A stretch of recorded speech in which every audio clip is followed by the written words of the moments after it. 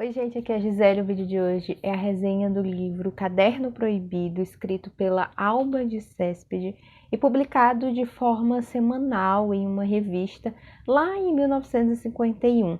Um ano depois da publicação ele saiu nesse formato de livro e, se eu não me engano, em 2021 chegou aqui no Brasil pela Companhia das Letras, com a tradução da Joana Angélica Dávila Melo.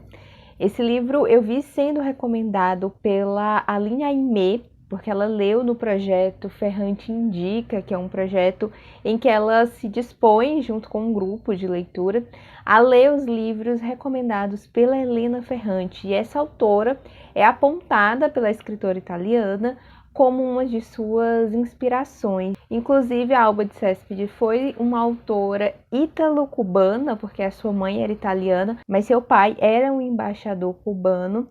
Então, ela, que foi uma mulher que nasceu no início do século XX, lá em 1911, escreveu bastante, não só ficção, assim, livros, mas ela também era redatora, e ela deixou uma obra imensa que aos poucos está sendo traduzida para outras línguas. Achei esse livro curiosíssimo porque ele já inicia com a protagonista, que é a Valéria, uma mulher de 43 anos, se culpando demais por ter comprado um caderno.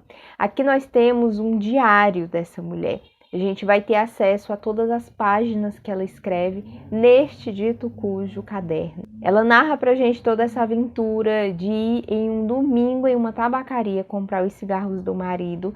Lá ela vê esse caderno de capa preta e se apaixona, e ela decide que ela precisa ter aquele objeto. Só que há um problema, a gente tá aqui na Itália, ela escrevia ali uma história, né, contemporânea, então se passa lá por 1950, mais ou menos. E durante esse período de pós-guerra, né, que foi após a Segunda Guerra Mundial, os comércios, eles eram proibidos de vender produtos que não fossem essenciais aos finais de semana. Então, em um domingo, essa tabacaria não poderia vender o caderno. Mas o atendente, ele já tá meio de saco cheio, porque ela fica perturbando, dizendo que ela precisa muito daquele objeto e pede só para ela esconder no casaco e levar.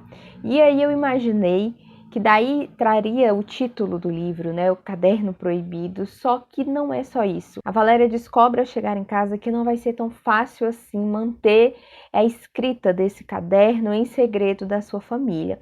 Ela é casada com o Michele, eu não sei se fala exatamente assim, né, porque é italiano, mas enfim, o Michele, e tem um casal de filhos que já estão ali concluindo a graduação em Direito.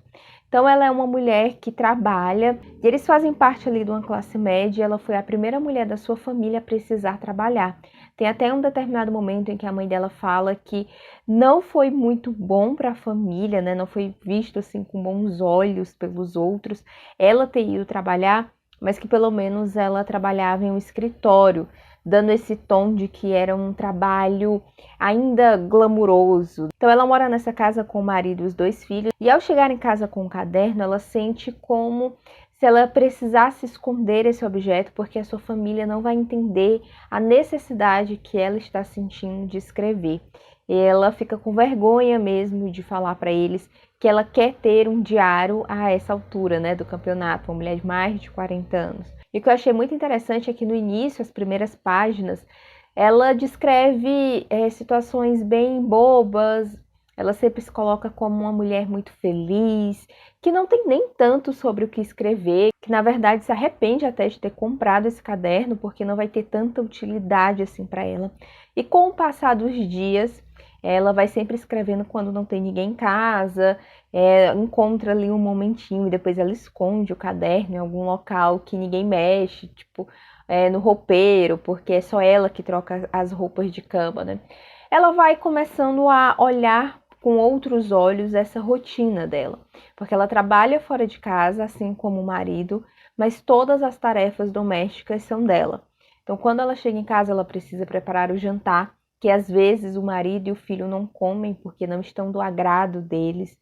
Ela precisa dar conta de toda a dinâmica, né, de uma casa, das contas, de organizar, de fazer os jantares, as compras, de deixar tudo limpo, de receber bem as pessoas.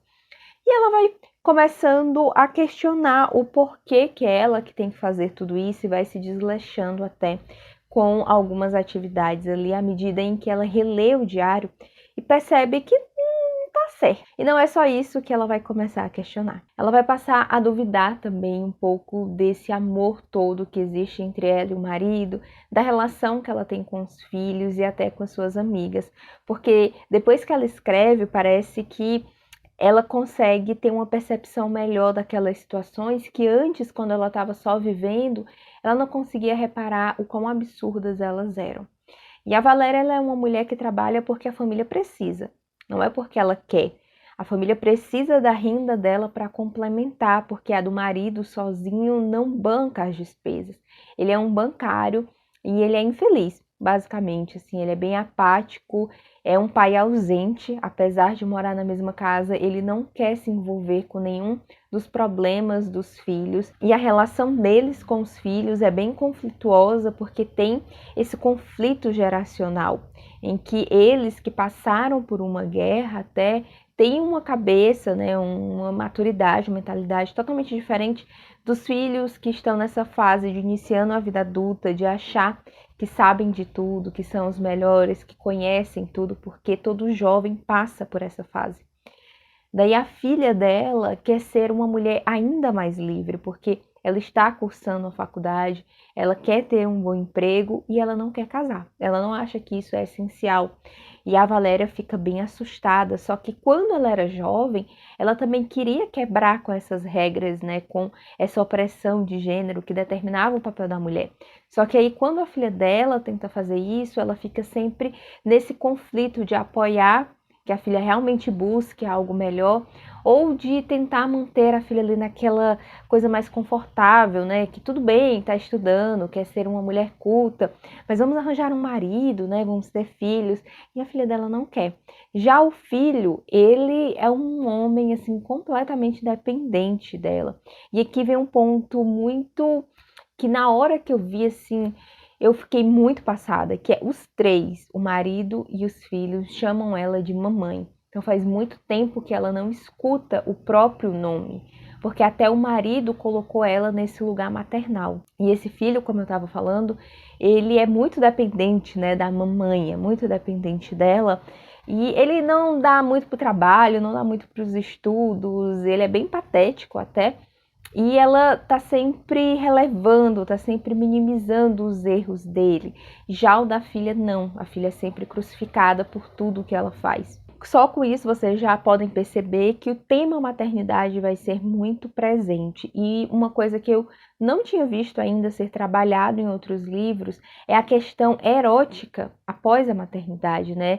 Essa tensão de que marido e mulher deixam de ser marido e mulher e passam a ser pai e mãe. E a Valéria, ela se irrita um pouco com isso, ela gostaria de ainda ser uma mulher desejada por um homem, e ela não encontra isso no Michel, porque ele vê ela apenas como uma mamãe. Daí, ao longo aqui de toda a narrativa, né, o livro todo são as páginas desse caderno proibido, ela vai escrevendo cada vez mais, entrando com mais detalhes nos sentimentos e nas situações, tanto em casa como no trabalho, como que ela se sente nesses ambientes, quais são as pessoas que despertam emoções mais positivas nela, e ela começa a enxergar pessoas que antes ela não dava muita bola. Eu achei maravilhoso porque, principalmente no início, ela tá muito feliz, ela tá muito conformada com aquela vida, e do meio assim pro final você percebe que ela caiu, na real. Não é aquela vida que ela queria ter, não era aquelas situações que ela esperava estar vivendo aos 43 anos, e ela decide até tentar mudar um pouco, mas o ponto assim da ansiedade, da aflição dela em esconder esse caderno, porque ninguém da família pode saber que ela é uma pessoa, que ela existe, que ela tem sentimentos, que ela é uma mulher inteligentíssima, e isso fica escancarado na diferença da mulher que está escrevendo esses diários para a mulher que os filhos e que o marido enxergam. Eles não consideram que ela tem um intelecto, assim, sabe? É como se, ela até fala que é como se ela trabalhasse por lazer, como se não fosse uma necessidade e principalmente como se ela não fosse boa no que ela faz. Ela trabalha como secretária, auxiliar em um escritório, né, do chefe, trabalha há muito tempo e as pessoas gostam do trabalho dela, só que a família, eles não encaram que ela seja essa mulher independente até, né, porque ela tem uma fonte de renda que não era muito comum.